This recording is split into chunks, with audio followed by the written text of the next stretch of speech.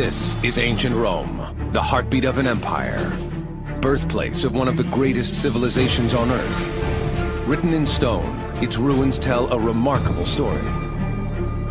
It's the world's first metropolis, erected of concrete and marble, built on a swamp with extraordinary engineering.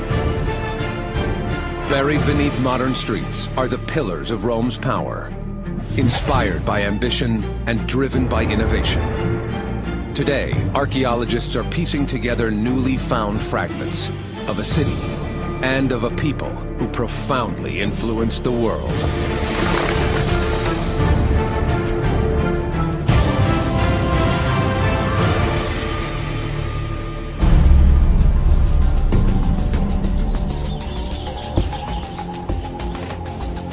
It's the first civilization to conquer the Western world, and at its peak, it is the greatest empire on Earth. Spanning 3 continents and 2 million square miles, it rules 60 million people. But Rome's greatest feat is that its endurance and its supremacy lasts for centuries. When we think of Rome, of the Roman emperors, the Romans themselves viewed their city already as ancient. Over 500 years of construction, destruction, and reconstruction had shaped the city. Rome's long history is sacred, and Romans worship the goddess Roma, who personifies the city. But to fully understand the extraordinary accomplishments of Rome, we must examine how it all began. Tradition has it that Rome was founded here, on the Palatine Hill, one of Rome's oldest hills. And it's right here that we have the remains of a hut that dates back to the 8th century BC. There is a widely held belief that the city's founding fathers are Romulus and Remus, the semi-divine sons of the god Mars. To early Romans, this myth explains plenty. Like the engineering work that seems superhuman in its scale. Without it, Rome does not exist. This is the Roman Forum. It's the commercial center of Rome. It's the political center. It's the religious center. It is the heart of the empire that spans the Mediterranean. Originally, it didn't look like this, though. Originally, it's wet, uninhabitable. The tribal land of the Romans is a swamp, a breeding ground for diseases like malaria. No settlement can thrive here unless a large area is drained. Rome didn't grow into an imperial world city because of its natural advantages. It was the Romans that made Rome, and not the location. Major construction begins around 600 BC. An army of laborers cut channels. At first, they're just open drains, collecting water as it runs off the hills. Later, they are covered over and built on. These tunnels are so well made and robust that even today, some are still in use. The way they go about making these kinds of drains is they start with the bedrock. So the lower courses, the lowermost courses, they're actually cutting right through the bedrock, the tuff of the hill of the Capitoline. Then on top of that, they take other blocks and they stack them up to make these walls. Only recently have these drains been properly explored. Archaeologist Cristiano Ranieri is mapping all of the tunnels in the system. In every corner, in every crack, he finds something new. Cristiano is examining this material, amphorae, ceramics, bones, and it just accumulates over time as people continue to dump the debris into the channels. This material documents the life of ancient Rome. The last person to see these fragments is probably the Roman who discards them 2,000 years ago. But the most remarkable find is still the network itself, its sheer size, purpose. Ranieri reveals more than 15 miles of tunnels. The construction rivals any of the buildings above and marks a key moment. The beginning of Rome's march from tribal settlement to Imperial City. Without structures like this, we wouldn't have the Forum becoming the grand space it was for commercial activities, for socializing. We wouldn't have Rome. In the 2,500 years since the people of Rome claimed this land, their city has never stopped evolving. Today, civil engineers are cutting their own tunnels to build a new subway line. Their work often turns up pieces of the past.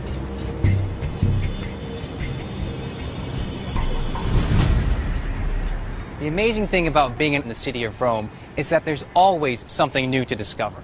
You can dig anywhere in this city, and you just don't know what you're going to find. These ruins are found on the planned site of a subway exit. In its time, this is an imperial building with a public role in shaping the city. This piece of stone hung on its exterior. The name is Fabius Felix Paciphilus Paulinus vir clarissimus et illustris Prefectus Urbis Studis Suis. This discovery is very important, maybe to understand the function of the imperial building. It's a public building dedicated by the Prefectus Urbis, the closest thing Rome has to a mayor. The office supervises the import of grain. It controls the police force and maintains the roads, the drains, and the water supply. But its main duty is to oversee planning and building. It dates back to the early days of the Roman Republic. And from the beginning, its holders have tried to forge order from chaos, to manage and map a city that changes with every passing year. Sometimes we tend to compress it and imagine the Colosseum was always there and these, grand imperial Rome was always there. Ancient Rome was not one place. Ancient Rome lasted a long, long time. Construction is a political tool, fueled by the spoils of war, and used to display power and generosity. One of the fundamental spurs to building is personal glory. The way that you are remembered is through your name remaining on people's lips and your monuments being permanent.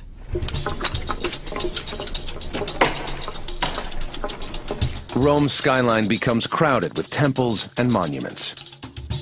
The Theater of Pompey, the Forum of Caesar.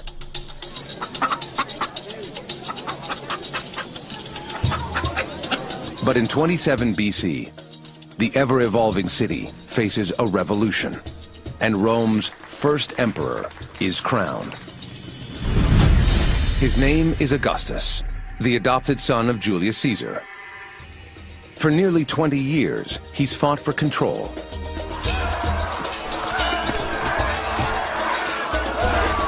He eliminates all his rivals, and now from his base on the Palatine Hill, he seizes power for himself. This is the house of Augustus, and it was here, within these walls, more than 2,000 years ago, that Augustus redesigned Rome and made this a command center for his empire. He now has the vast resources of the empire at his disposal. The control of the most advanced civilization on Earth is now in the hands of one man.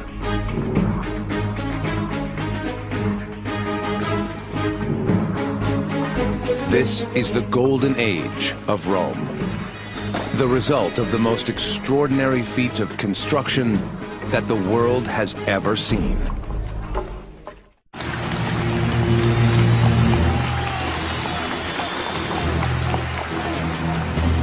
In the 1st century AD, a settlement of 10,000 is considered a large city. Rome is home to 1 million. Augustus finds himself ruling a city that's bursting at the seams.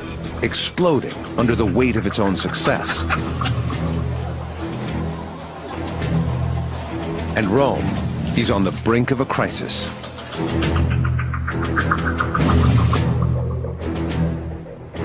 In the 200 years between the 2nd century BC and the reign of Augustus, Rome's population quadrupled.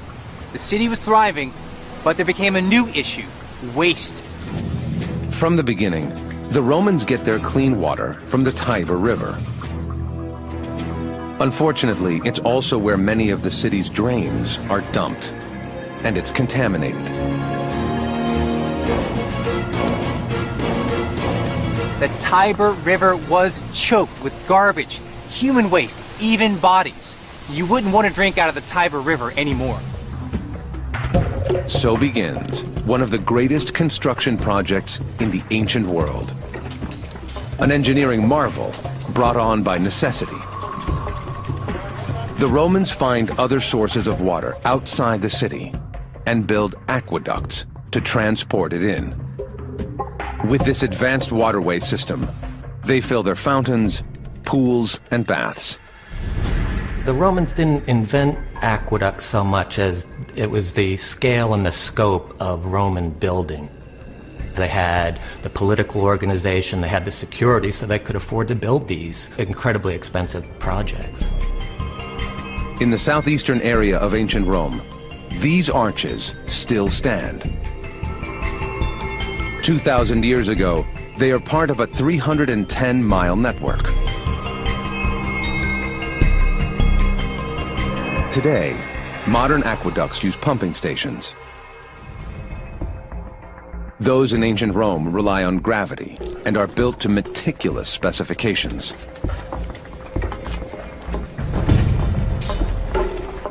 This aqueduct, the Aqua Claudia, is at least 40 miles long. It drops at an average of about 1 foot in every 400.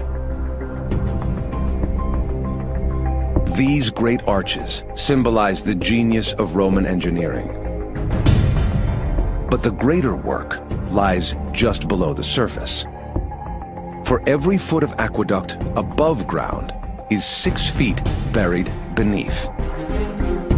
Duncan Keenan-Jones follows the Aqua Claudia back to its source high in the foothills of the Apennine Mountains, 30 miles east of Rome. This location here gives us a really good idea of how they constructed these underground aqueduct tunnels.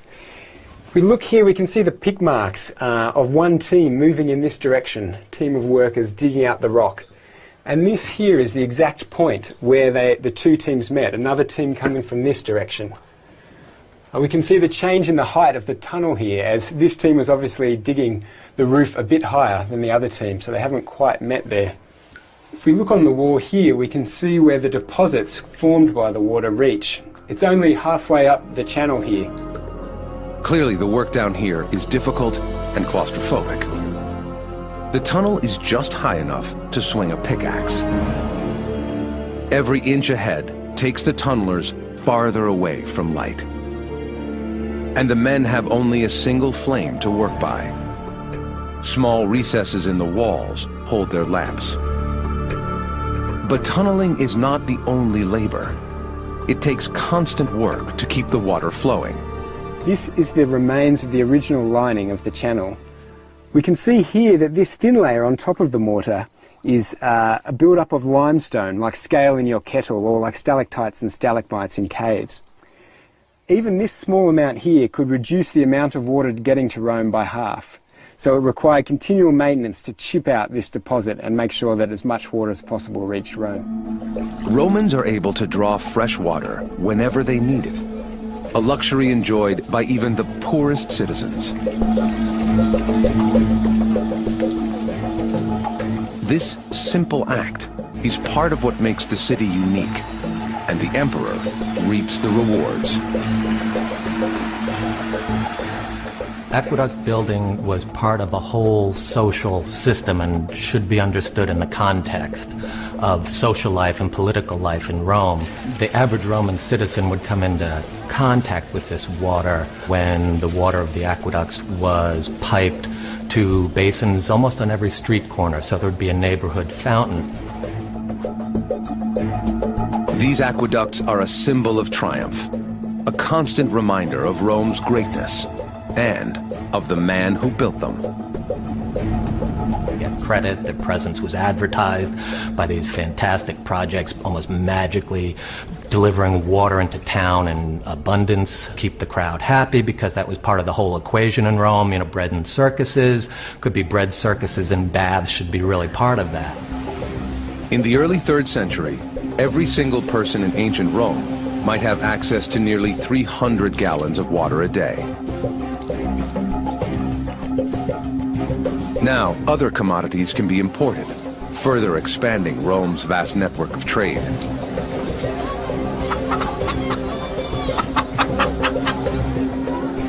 Under Augustus, Rome looks more like a modern city. It has suburbs and slums, houses and tenements, public spaces and back streets. Augustus creates Rome's urban cohorts, its first police force, and its fire department. But he also makes his mark through extraordinary ambition and wealth. In his own words, he turns a city of brick into a city of marble.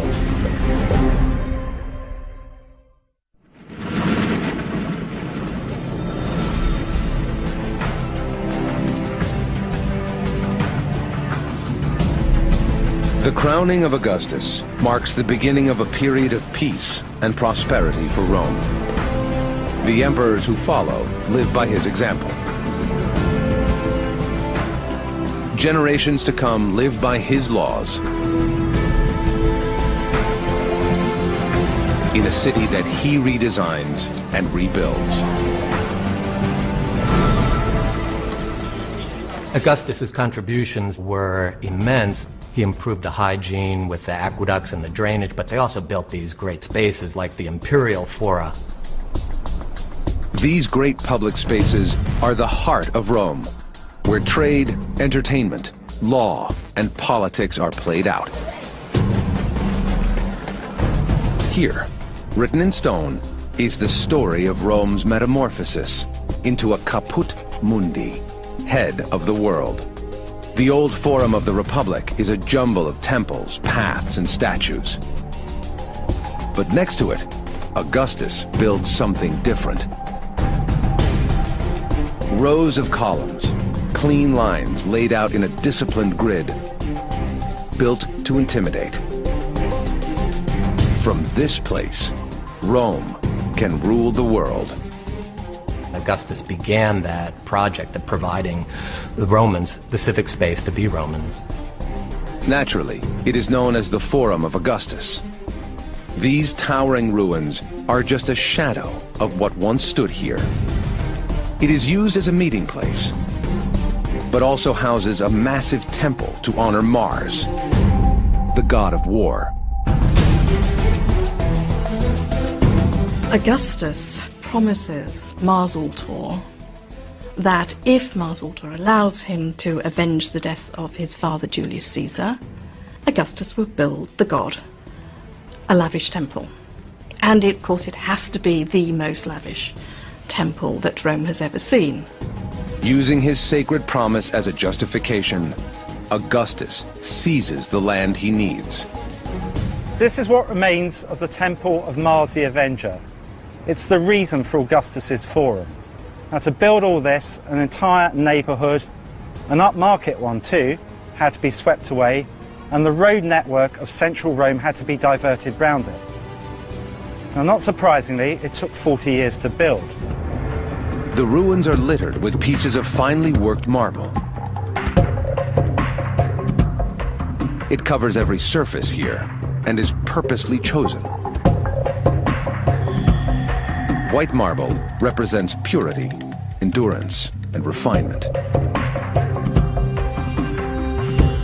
It is as compelling a sign of the emperor's position as his purple robe or his oak leaf crown. He is the only one with the wealth to use marble on such a scale. Rome's white marble comes from the mountains of Carrara, 200 miles to the north. The ancient Romans were the first to quarry on a large scale here, and today the work still continues. That's Julius Caesar who begins quarrying marble here in Carrara, but it's not until Augustus that the pace really quickens, as the emperor decides to transform the city of brick into the city of marbles. Modern machinery is used to quarry 1.5 million tons of marble from Carrara each year. Back in the 1st century, it's left to pure manpower. The quarries of Augustus are run like a military operation. At the height of empire, as many as 27,000 men, and that's the equivalent of 4 to 5 legions, were employed in quarries throughout the empire. Whenever they could, the Roman quarrymen would exploit natural fissures in the rock when prizing away blocks. Otherwise, they'd gouge channels into the quarry face and on the shelf above. Holes would be drilled above the block, wooden wedges would be inserted into them and doused with water. As the wood expanded, it would create a natural fault line in the block. With simple tools, quarry workers extract marble blocks and prepare them for transport. These are actual Roman tools found in this very quarry. The larger pick heads would have been used to gouge channels in the quarry face itself, but these smaller ones were used for roughing out the block, a process that concluded the extraction. A special group of quarrymen called the quadratarii would basically square the block, removing the excess stone and making the blocks lighter for travel. Once the blocks are prepared, the Romans carry them a mile down the mountain, and then 200 miles back to Rome. After extraction, the blocks would be loaded onto wooden sleds, and they'd be lowered very, very slowly down the mountain on sled runs made from compacted rubble and detritus from the quarry. Once they reached the valley, they'd be loaded onto carts drawn by teams of oxen who would drag them all the way to the coastline a few short miles behind me. Brilliant white Carrara marble adorns most of Imperial Rome. Augustus also dresses his forum with materials transported from all over the empire.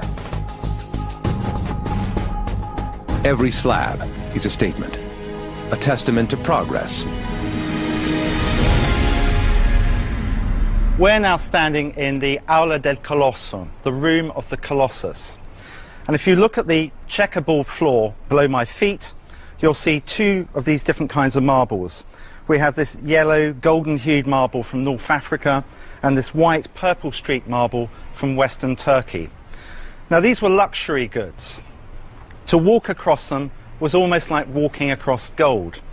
But they also were able to, in some sense, conjure up a mineral map of empire.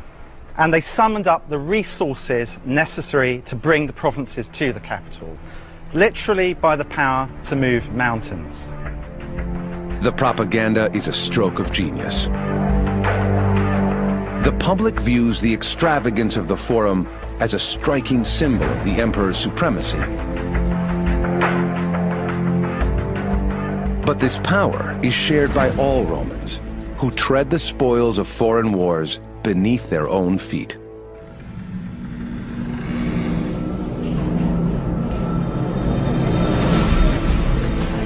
Augustus strategically proclaims, not "I rule," but "we rule."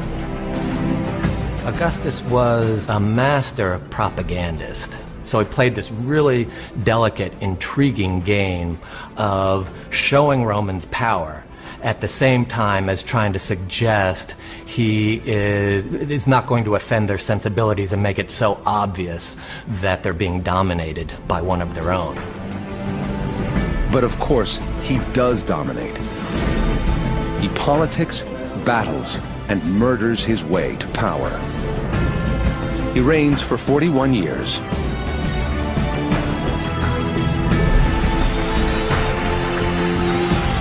And when he does, he is the only ruler that most of the people have ever known. He is present in every aspect of their lives. And here, at the center of it all, he literally looms over them. The 6 times life-size Colossus that once stood on the podium behind me. This probably represented the Genius Augusti, that is, the life force of the emperor. It was made from the finest grade and the most dazzlingly white Greek marble. And looking at this luminous phantom was like looking at the soul of the emperor who inaugurated the City of Marble. Augustus's marble buildings embody Roman power. But in the shadow of his great monuments is a city still constructed mainly of wood. Fires are frequent and deadly, and soon a large section of the city will be destroyed.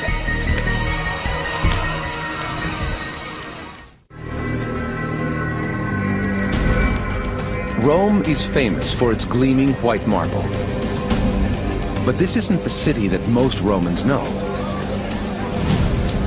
Hundreds of thousands of them live in cramped houses and multi-story tenements.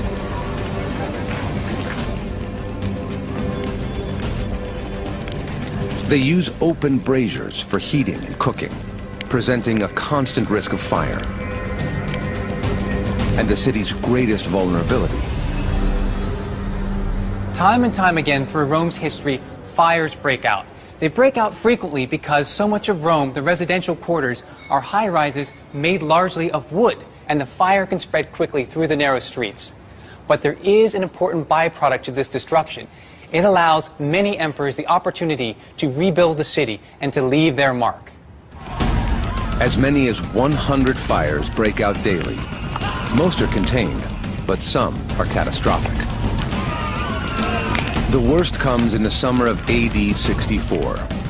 It burns for a week, destroying 70% of the city's neighborhoods, leaving Rome a smoldering wreck. Nero is the emperor at the time. He is later accused of deliberately starting the fire himself in order to build a new dream city. But some scholars reject this claim. Looking at the evidence today, Nero leads a rapid, effective reaction to the city's crisis.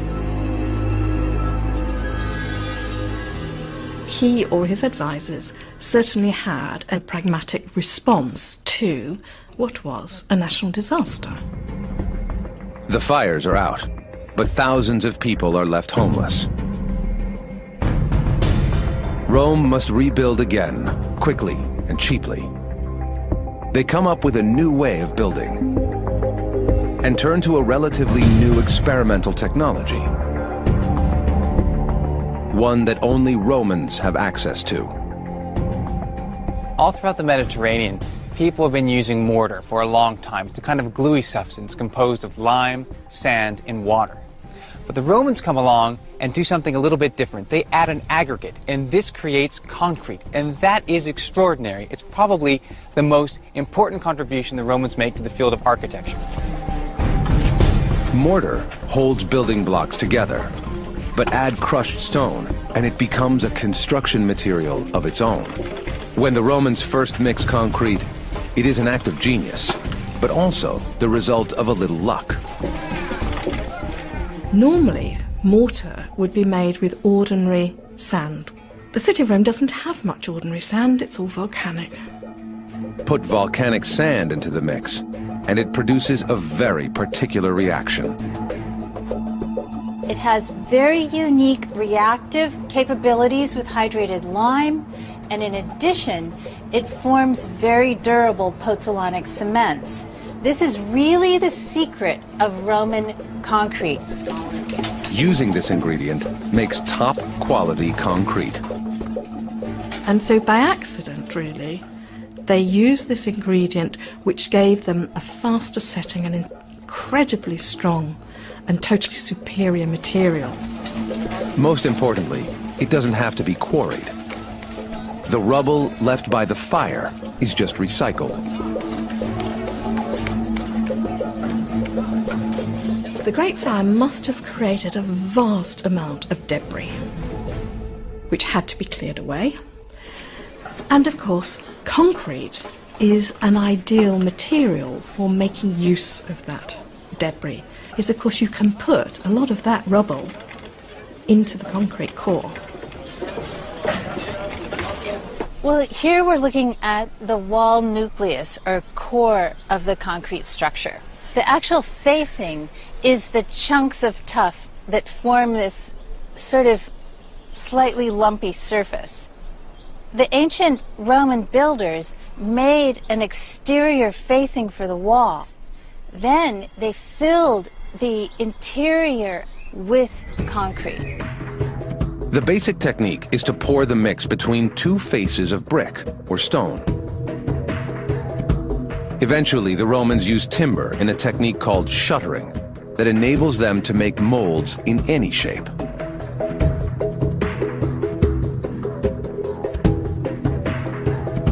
The Great Fire is followed by a period of bold experimentation, perfecting methods that are practically still in use today. You can see there's still no substitute for timber for certain jobs. The principle of building a concrete vault remains the same. The formwork of shuttering is packed with a slurry of mortar and aggregate, allowed to set. Once it's set, the props are knocked away, the shuttering's removed, and a new vault is built. Nero's engineers discover the endless possibilities and begin plans for a new imperial palace.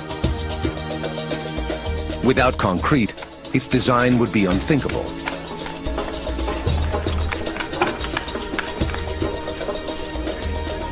A great loss from Rome's skyline is Nero's most innovative architectural construction. The Domus Aurea, or Golden House of Nero, lies beneath the Baths of Trajan, and at the center of this complex was an octagonal hall made of revolutionary concrete vaulting. You would not know you were in a concrete room.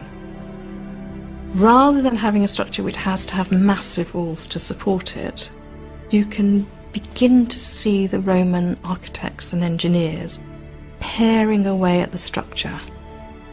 They're turning things that look like the tents of the Persian kings, which are ephemeral, and making them permanent. In AD 68, Nero kills himself as a palace coup strips him of power.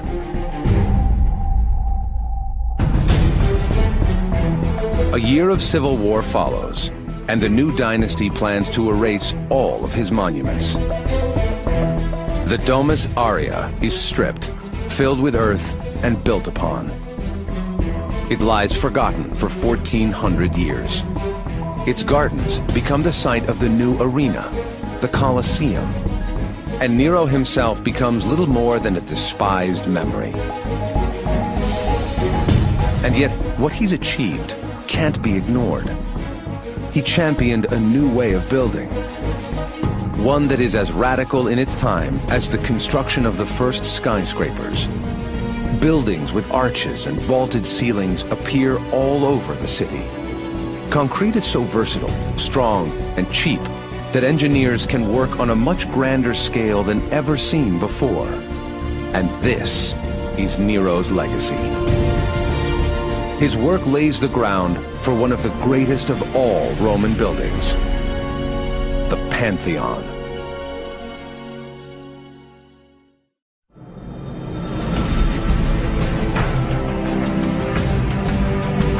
Rome is built on a swamp, from which a city of wood and brick emerges. The Emperor Augustus creates a city of marble. It burns, and Nero rebuilds it.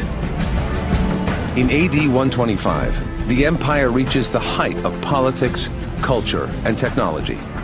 Then, the Emperor Hadrian builds one of Rome's greatest monuments.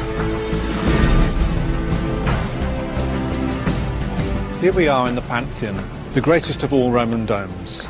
It's the culmination of their building technology using unreinforced concrete, and the whole space measures 150 foot wide and it's 150 foot tall. So it's a fantastic spatial experience. The Pantheon is a mystery. That's its attraction. You cannot classify it. It doesn't look like anything you've ever seen. You go into it and the space is a rush that sweeps you up into it, and that's its fascination. Its design is a work of genius. This 150-foot space is held up by a 20-foot thick drum. Inside there are actual hidden voids right the way within the structure, like a honeycomb, and they are lightening the structure. A structure like this requires a balance of strength and weight. The walls of the drum must be 20 feet thick, but the combined weight of placing a dome on top might cause a collapse. The builders make voids in the walls to make them lighter, but crafting the dome requires all of their ingenuity. By this point in Rome's history, its engineers have been experimenting with concrete for more than 300 years and know how to alter its mix, so the higher it goes, the lighter the load. You start from solid travertine aggregate, which is the heavy and compact material, working up through tough brick and finally pumice. So right at the top we have the lightest of all possible material, lighter than water, and then finally the oculus, which is actually, of course, pure air. The key to its stability is a ring of stone at the dome's highest point. It's the focus of all the pressure. Each section of the vaulting pushes on this ring, and the equal forces on all sides cancel each other out. It's a neat, practical solution, but it also creates a tremendous visual effect. On a clear day, the sun shines like a spotlight into the space below. The oculus of the Pantheon could be said to just be an engineering necessity. But the oculus also is very much in fitting with the use of the Pantheon as a place for the emperor to give judgment. Romans believed that the gods should see when they were making judgment, that they should be doing it in the open air. And so the oculus allows, if you will, all the gods to look in and know what is going on in the Pantheon. And yet, it still holds its secrets. Today, visitors are so eager to see inside the Pantheon that they forget the building's exterior. The feat of building the dome is matched out here in the portico by another constructional enterprise of almost equal magnificence. To Mark Wilson-Jones, it's only by looking closely at this part of the structure, its vast columned entrance, that you really understand what the Pantheon means. Here we have 16 sumptuous Corinthian columns, but it's when we look at the shafts that we see something really astounding. They're 5 foot wide, 40 foot tall, but that means 50 tons each. But when we look at the details of this part of the building, there's some singular features that lead us to believe that the Roman building machine may have hit its uppermost limits. He sees signs that the builders had reached as far as they could go. This may be the greatest building made by the greatest engineers of the greatest empire in the ancient world. Wilson-Jones sees both Rome's peak and perhaps the beginning of its decline. From these extraordinary heights, there is only one way: down. In the 2nd century AD, Rome attains its greatest power: expansion and prosperity. It's during this extraordinary time that the Pantheon is built.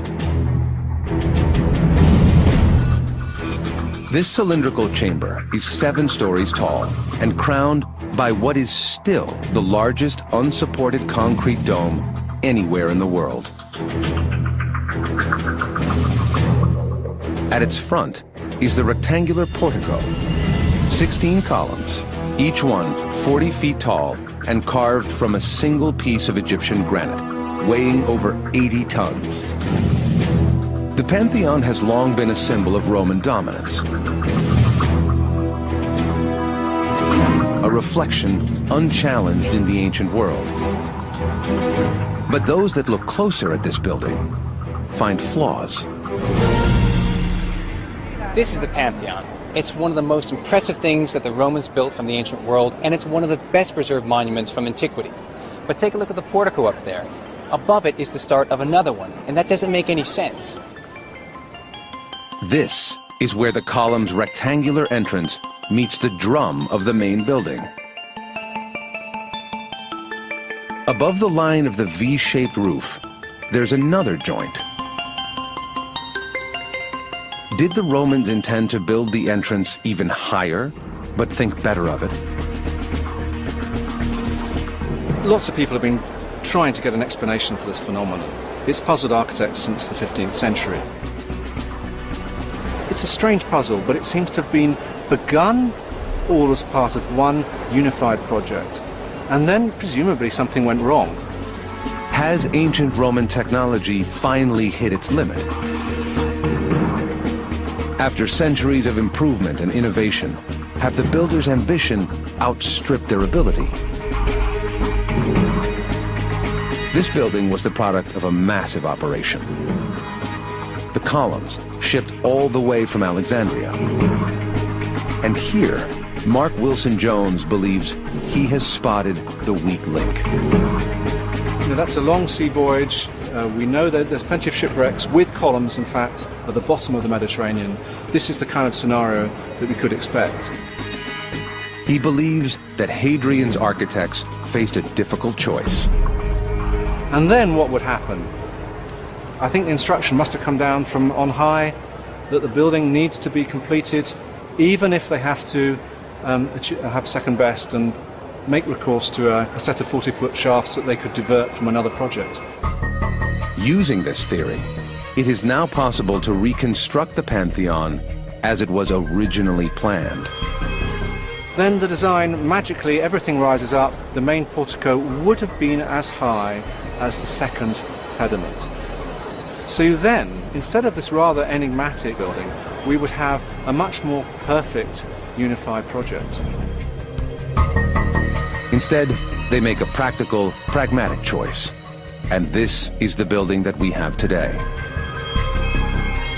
But the Pantheon will be one of a kind. At this moment in history, Rome's best engineers are at their height. Rome will never again come this close to perfection. This is Roman construction near the apogee of its powers. They certainly couldn't have done it 100 years later, that's for sure. The city of Rome grew because the empire expanded. It was run by men who demanded more and better and paid for it with conquest. When the power of the empire faded, so did the city. There came a time when the glories of Rome were just a memory. Its organization, its technology, its ability to build were gone too. When this wall is constructed, the Pantheon is already 700 years old. Take a look at this wall right here. It doesn't look like anything special. You probably hardly notice it. But take a look at the holes. Now these give us clues as to what was lost to the engineering world when ancient Rome collapsed. Now the structure itself is made in the 9th century AD. But take a look at that brickwork. It's made of reused bricks from antiquity, bits and pieces that are placed in undulating courses. Take a look at the holes for the scaffolding. It's very rough, and it gives an idea that when they're building the scaffolding out of wood, they're just taking tree branches and shoving them in. So this is a far cry from what the people were able to build when Rome was at its greatest, when Rome was at its peak. After the empire, Rome shrinks. From a peak population of over 1 million, it falls to barely 100,000. Many of the aqueducts dry up, and the buildings of the Forum fall into ruin. They are robbed of their marble. No one in Europe will build again on this scale until the coming of the Industrial Revolution. In the 300-year period that really sees Rome at its height, there was a greater use of stone employed in construction than at any time thereafter or before until probably the early part of the 19th century. What stands in the Forum today is the shadow of what once was there. A place built by engineers who were as good as any that have ever lived. We call it ancient Rome, but in fact, it is the first modern city. A city centuries ahead of its time.